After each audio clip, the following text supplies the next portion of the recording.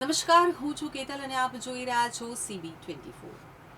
રૂપેરી પડદા ઉપર નાના મોટા રોલ કરતો, નાટકોમાં અભિનય કરતો અને ફિલ્મી દુનિયામાં ઓળખ ઊભી કરતો એક કલાકાર હકીકતમાં હત્યાના ગુનામાં આજીવન કેદની સજા ભોગવી રહી ફરાર કેદી નીકળ્યો। વર્ષો સુધી મુંબઈની ફિલ્મી દુનિયામાં ફરતો રહ્યો, છતાં કોઈને તેની અસલી ઓળખનો અંદાજ પણ આવ્યો નહીં। પરંતુ આખરે અમદાવાદ ક્રાઇમ બ્રાન્ચને મળેલી એક બાતમીએ આખા ફિલ્મી ચહેરા પાછળ છુપાયેલો ગુનેગાર બહાર લાવી દીધો। ક્રાઇમ બ્રાન્ચે ઘી કાંટા મેટ્રો સ્ટેશન પાસેથી હત્યાના ગુનામાં ફરાર આરોપી હેમંત નગીનદાસ મોદીની ધરપકડ કરી લીધી છે, જેણે ઠગ્સ ઓફ હિન્દુસ્તાન, જયેશભાઈ જોરદાર સહિતની વિવિધ ફિલ્મોમાં કામ કર્યું છે। પરંતુ હકીકતમાં તે એક હત્યાનો આરોપી છે, જેને કોર્ટે આજીવન કેદની સજા સંભળાવી હતી।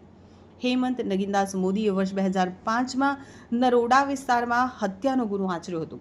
કેસ ચાલ્યા બાદ કોર્ટે તેને આજીવન કેદની સજા પણ ફટકારી હતી। ત્યારબાદ તેને મહેસાણા જેલમાં મોકલવામાં આવ્યો હતો। જેલમાં સજા ભોગવતા હેમંત સંપૂર્ણપણે તૂટી ગયો। તેણે પોતાની પત્નીને કહી દીધું કે હવે મારું આખું જીવન જેલમાં જ પસાર થવાનું છે। આ વાત સાથે તેણે પત્નીને છૂટાછેડા પણ આપી દીધા। પરંતુ છૂટાછેડા બાદ હેમંતના મનમાં ફરીથી જીવન જીવવાનો વિચાર આવ્યો। વર્ષ 2014માં પેરોલ ઉપર બહાર આવ્યા બાદ તેણે જેલમાં પરત જવાની જગ્યાએ સીધો પેરોલ જમ્પ કરી દીધો અને ફરાર થઈ ગયો।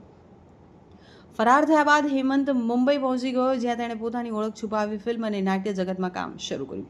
ચોંકાવનારી વાત એ છે કે વર્ષો સુધી આરોપી ફિલ્મો, સિરીઝ અને નાટકોમાં અભિનય કરતો રહ્યો, છતાં પોલીસ પણ તેને ઓળખી શકી ન હતી। તપાસમાં સામે આવ્યું કે હેમંત મોદીએ ઠગ્સ ઓફ હિન્દુસ્તાન, જયેશભાઈ જોરદાર સહિત અનેક ફિલ્મોમાં કામ કર્યું હતું। સાથે જ અલગ અલગ નાટકો અને સિરીઝમાં પણ તેણે અભિનય કર્યો હતો। ફિલ્મી દુનિયામાં એક સામાન્ય સ્ટ્રગલિંગ એક્ટર તરીકે જીવતો હેમંત હકીકતમાં હત્યાના ગુનામાં સજા પામેલો ફરાર આરોપી હતો। તો અમદાવાદ ક્રાઇમ બ્રાન્ચને બાતમી મળી હતી કે વર્ષોથી ફરાર આરોપી હેમંત મોદી અમદાવાદમાં જોવા મળ્યો છે। બાતમી મળતા જ ક્રાઇમ બ્રાન્ચે તેની હિલચાલ ઉપર નજર રાખવાની શરૂઆત કરી। ટેકનિકલ સર્વેલન્સ, જૂના સંપર્કો અને ગુપ્ત માહિતીના આધારે આખરે ટીમે ઘી કાંટા મેટ્રો સ્ટેશન પાસે વોચ ગોઠવી હતી, જ્યાંથી હેમંત મોદીને ઝડપી લેવામાં આવ્યો હતો। શરૂઆતમાં તેણે પોતાની ઓળખ છુપાવવાનો પ્રયાસ કર્યો હતો, પરંતુ પોલીસની પૂછપરછમાં આખરે સમગ્ર હત્યા બહાર આવી ગઈ। હેમંત મોદીનું જીવન કોઈ ફિલ્મી સ્ક્રિપ્ટ જેવું જ છે। એક તરફ હત્યાના ગુનામાં આજીવન કેદની સજા, તો બીજી તરફ મુંબઈની ચમક દમક ભરેલી ફિલ્મી દુનિયામાં કલાકાર તરીકે નવી ઓળખ। પરંતુ વર્ષો સુધી કાયદાથી ભાગતો આ કલાકાર આખરે ક્રાઇમ બ્રાન્ચની જાળમાંથી બચી શક્યો નહીં અને ફરી એકવાર જેલના સળિયા પાછળ પહોંચી ગયો છે।